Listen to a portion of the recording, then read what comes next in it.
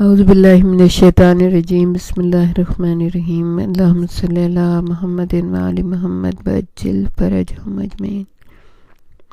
ہم آپ کو یہ بتا رہے تھے کہ ہانی ابن عروہ کو گرفتار کر کے لے جایا گیا، پھر جناب مسلم بن عقیل پچھلے دروازے سے باہر نکل کر جا چکے تھے۔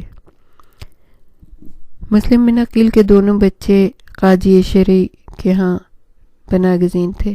انہوں نے سوچا بھی نہ تھا ان کا کسی کو پتہ رہے، اور نہ بچوں سے کسی کو پرخاش ہو سکتی ہے، انہیں وہیں حفاظت سے رہنے دیا جائے، ورنہ انجانے میں وہ موت کے غار کی طرف بڑھتے چلے آئے تو غضب ہو جائے گا۔ رات کی تاریکی میں مسلم بن عقیل چھپتے چھپاتے گلی کوچوں کے خاک چھانتے ہوئے تھک کر چور ہو گئے۔ ابھی تک وہ محفوظ تھے، نہ انہیں کسی نے پہچانا اور نہ توجہ دی تھی۔ انہوں نے سنا کئی لوگ ان کی باتیں کر رہے تھے، انہیں معلوم ہو گیا ان کی جان انتہائی خطرے میں، مگر ان سے زیادہ امام اور ان کے قافلے کی جانیں خطرے میں تھیں۔ مسلم کو اپنی جان کی پرواہ نہیں تھی، وہ اسی فکر میں تھے کہ کسی طرح کوفے سے نکل کر امام کے قافلے تک پہنچ جائیں اور انہیں خطرے سے آگاہ کر دیں، ورنہ وہ بے خطر موت کے منہ میں چلے آئیں گے۔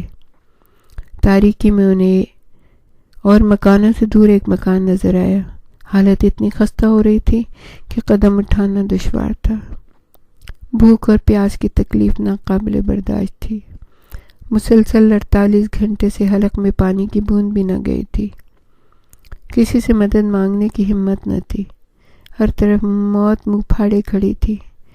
یہ مکان چونکہ شہر سے دور تھا، شاید وہاں کے رہنے والے انہیں نہ پہچانے، حالات سے بھی لا علم ہوں اور انہیں چند گھنٹوں کے آرام کا موقع مل جائے۔ ڈرتے ڈرتے دستگیری ایک ضعیف عورت باہر نکلی اور اپنی کمزور آنکھوں سے دیکھنے کی کوشش کرنے لگی۔ کون ہو؟ ایک پریشان حال مسافر، ایک رات آرام کے لیے اگر قیام کی اجازت مل جائے تو بڑی مہربانی ہوگی، صبح ہونے سے پہلے روانہ ہو جاؤں گا۔ بہت تھکے ہوئے معلوم ہوتے ہو، کہاں سے آئے ہو؟ کہاں جانے کا ارادہ ہے؟ ادھر روشنی میں آؤ، میں تمہاری صورت تو دیکھوں۔ مسلم خاموشی سے آگے بڑھے۔ ضعیفہ نے سر سے پیر تک دیکھا۔ کسی اچھے خاندان کے چشم و چراغ معلوم ہوتے ہو نوجوان،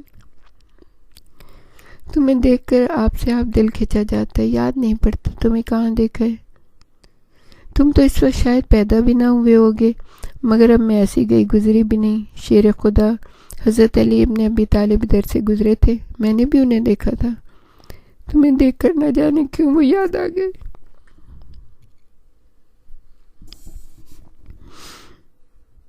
امام علی علیہ السلام کا نام سن کر مسلم کی آنکھوں میں آنسو آ گئے۔ کہا میں انہی کے خاندان سے ہوں، وہ میرے چچا تھے۔ مسلم بن عقیل نے سر کو جھکا کر کہا۔ ضعیفہ کا اعتقاد دیکھ کر ان کے دل سے خوف مٹ گیا۔ حسین ابن علی میرے چچا زاد بھائی ہیں۔ یا خدا، تم مسلم بن عقیل ہو؟ میرا نام طوع ہے، آل رسول کی پرستار ہوں۔ میری خوش نصیبی ہے کہ تم نے میرے غریب خانے کو عزت بخشی۔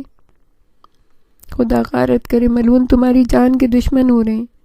میری زندگی کی کیا حقیقت ہے، مگر یہاں کوئی تمہارا بال بیکا نہیں کرے گا۔ میں یہاں حسین ابن علی کا وکیل بن کر آیا تھا، حالات بگڑ گئے، اب سپاہی میری تلاش میں لگے ہوئے۔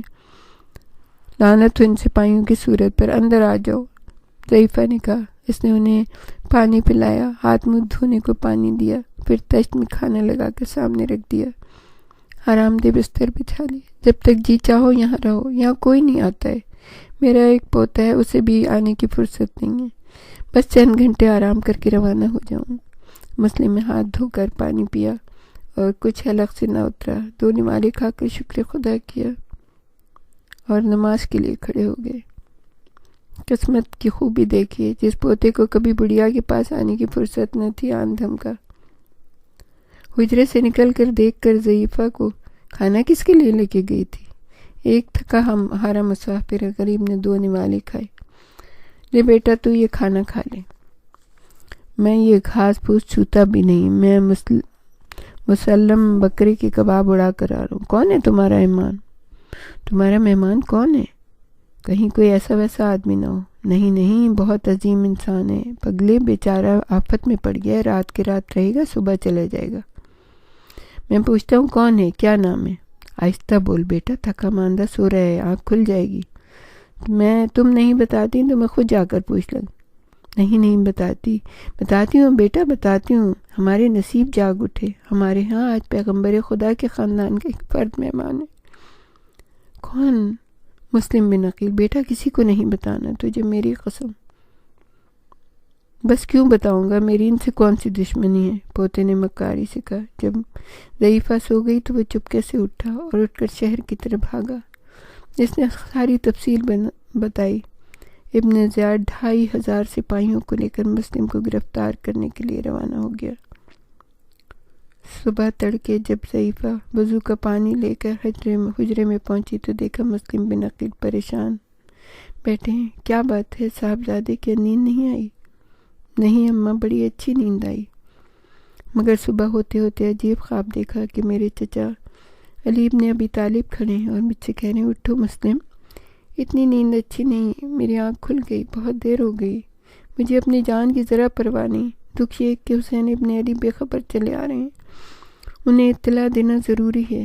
وضو کر کے آپ نماز پڑھ ہی رہے تھے کہ گھوڑوں کی ٹاپوں کی آوازیں آنے لگی. ضعیفہ نے دیکھا پوتا غائب ہے، سب معاملہ سمجھ گئی، اپنا سر پیٹ لیا. ہر سال توآ کو یاد کیا جاتا ہے. اس نے مسلم کو پناہ دی تھی، پانی پلایا تھا. آل محمد کسی کا قرض نہیں رکھتے، اس میں تمہارا کوئی قصور نہیں ہے. مسلم نے تسلی دی. میری اولاد نے آل رسول کے ساتھ دغا کی. یا خدا، میرے بڑھاپے کو کالک لگ گئی، میری ساری عمر کی عبادت خاک میں مل گئی. نہیں بی بی، پوتے کے گناہوں کا جواب تم سے طلب نہیں کیا جائے گا. 2500 کا لشکر ایک آدمی کی گرفتاری کے لیے صرف دکھاوے کے لیے تھا کہ کوئی حمایتی سر اٹھانے کی ہمت نہ کرے. مسلم بن عقیل ماہر شمشیر زن تھے.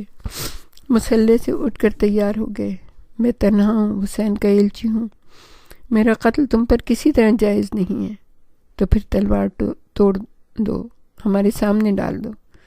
تلوار میرے خاندان میں آج تک کسی نے نہیں ڈالی. مسلم نے سر اٹھا کر کہا، یہ میری زندگی ہے اور میں اس کی تحقیر نہیں کروں گا. تم لوگ واپس لوٹ جاؤ اور مجھے جانے دو. تو پھر تیار ہو جاؤ موت کے لیے. ادھر سے تیروں کی بارش شروع ہوئی، مگر مسلم حجرے میں محفوظ تھے. مکان کو آگ لگا دو، سردار نے حکم دیا. نہیں، یہ مکان اس ضعیفہ کا ہے، یہ میری موسنا ہے. یہ کہہ کر مسلم تلوار سنبھال کر نکل پڑے. لوگوں کو اتنے سخت مقابلے کی امید نہیں تھی. اچانک مسلم ان پر بجلی کی طرح گرے اور صفیں کاٹتے چلے گئے. مگر کہاں ایک، کہاں پوری فوج. بار بار ابن زیاد اور فوج منگواتا تھا، لیکن لوگ یہی کہتے تھے کہ سپہ سالار جب فوج منگوا رہے تو کیا ایک آدمی کے مقابلے میں اتنے سپاہی کافی نہیں ہیں. لیکن سپہ سالار یہ کہتا تھا کہ یہ کسی عام آدمی سے مقابلہ نہیں ہے، یہ آل رسول کا عظیم ترین فرزند ہے.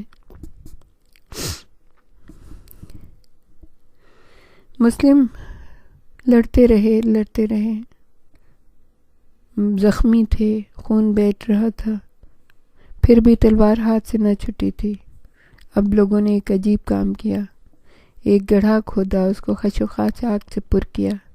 مسلم سے کہا، تم بہت زخمی ہو، ہم تمہیں بادشاہ کے پاس لے جاتے ہیں، تم تلوار ڈال دو. لیکن مسلم راضی نہ ہوئے. آہستہ آہستہ ان کو گڑھے کی طرف لے آئے اور نہ جانے کیا ہوا. مسلم گڑھے میں گر گئے، اوپر سے تیر مارنے جانے لگے. 25 جوان ان پر ٹوٹ پڑے.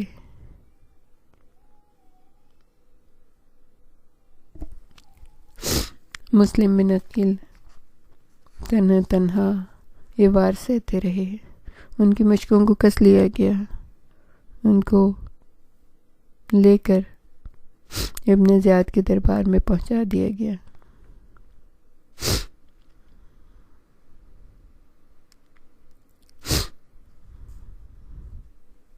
ابن زیاد کے دربار میں پہنچ کر